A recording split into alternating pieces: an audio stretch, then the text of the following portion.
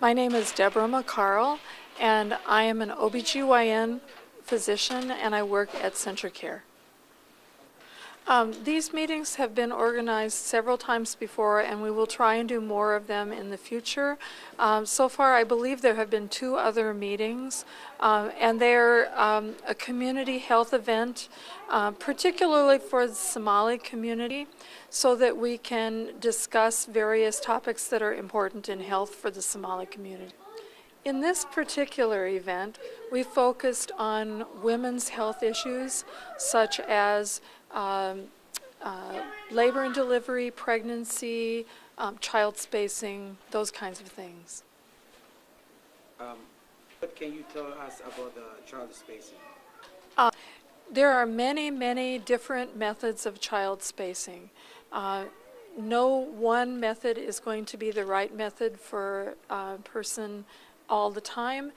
Different women will choose different methods based on their own beliefs and their own preferences.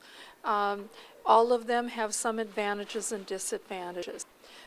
That being said, the methods we discussed today were cycle beads, IUD, birth control pills, a shot called Depo-Provera, an implant that goes under the skin called Implanon. There were some methods we didn't discuss, and that would include things like condoms. Yes, I'd like to talk about the cycle beads. Cycle beads are new in our community, although the idea behind them is a very old idea. What the cycle beads are for is trying to find out when during a monthly cycle between periods, when the person is most apt to be fertile and when they are most apt not to be fertile, so that they can try and space children as God wills. The way the beads work is very easy. When a person has their period, they should go to the first bead, which is a red bead, and there's a little rubber ring that you can put on the bead, and that will mark that day. Little hard to do one-handed, like this. Then the next day, the ring is moved to the next bead, and then the next day it's moved to the next bead, and so on, day by day by day. When you come to the white bead, pregnancy is more likely, so sexual relations should be avoided on the white beads. On the brown beads, it's okay to have sexual relations, pregnancy is less likely. So on each of the white beads, as you move the rubber ring along, you would mark each day as it goes. Then when you get to the day where you have a brown bead again, then once again pregnancy is less likely, and you can continue bead by bead until the period comes. When the period comes, you move the ring ahead to the red bead. That's all there is to it.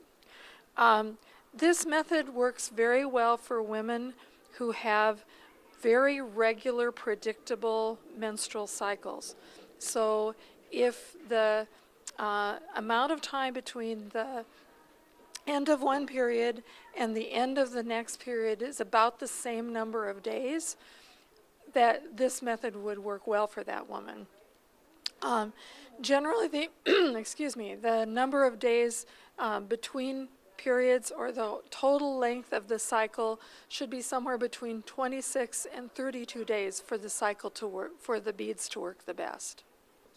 Okay, we talked about birth control pills, which is a pill that you take 1 pill each day.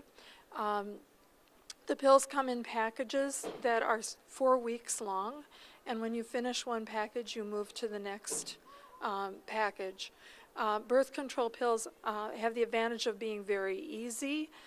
They have generally low side effects. Sometimes they can be a little tricky if people forget to take pills. That can cause problems with bleeding during the month, and it also opens the possibility of a pregnancy. Some women are of the understanding that they would only take the pill when they are having sexual relations, but that's not true. For these pills to work, you have to take a pill every single day on a continuous basis. Another method that we talked about is a flexible ring called Nuvaring. This is very similar to the pill with hormones like the pill does. It's placed inside the vagina, left in place for 3 weeks, and then removed for 1 week. During that week, the woman would have her period. Then the Nuvaring is replaced for another 3 weeks, and then taken out for 1 week, and so on.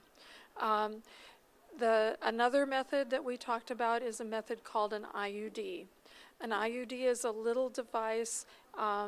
It's about the size of the last 2 digits of my finger, and is shaped like a little T. The IUD is placed inside the uterus by a healthcare professional and can be left in place for either 5 or 10 years, depending upon what type of IUD it is. The one that is for 5 years has hormones in it. Sometimes that can cause unpredictable bleeding for the woman, but usually the bleeding is light. The kind that lasts for 10 years women usually have a little bit heavier periods on it, but the periods come when they would ordinarily come. Another method that we talked about is a small skin implant that is like a tiny little rod that goes underneath the skin. It can be left in place for 3 years. With that one, just like the 5-year IUD, irregular bleeding is a little more common. The last method we talked about was a shot. The shot is given every 3 months.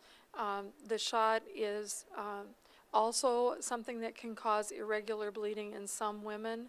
If that happens, we can sometimes correct it by giving another medication for a short period of time. With the shot, after you discontinue it, it may take many months before your periods come back regularly like they did before.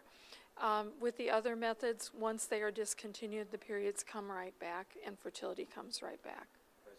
Yes, I'm glad you brought that up. We spent quite a bit of time talking about breastfeeding and the fact that breastfeeding is a wonderful thing for women, and it is the best food for the babies and the best nutrition for the babies.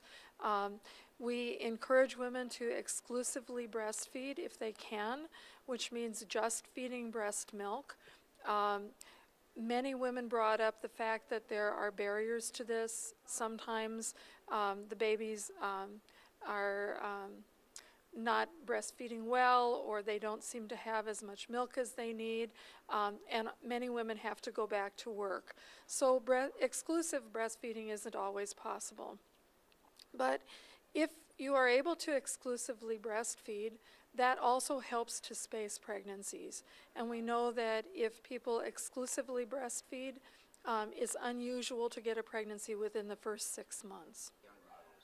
Okay, that's a very good question. During my lifetime, I have been able to see a change in the American culture with regard to fathers' involvement with their children.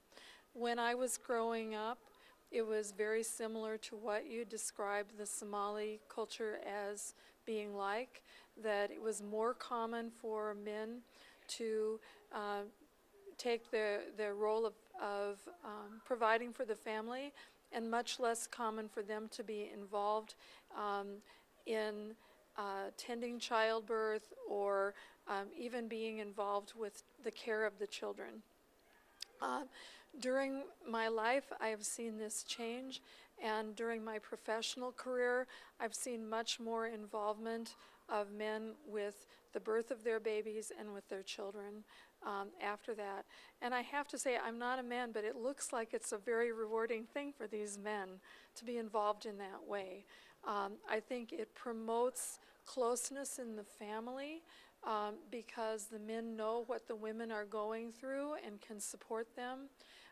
It probably promotes good decision making for the family because the men know more about what choices their wives are facing and can have a voice in those kinds of choices that's an informed voice.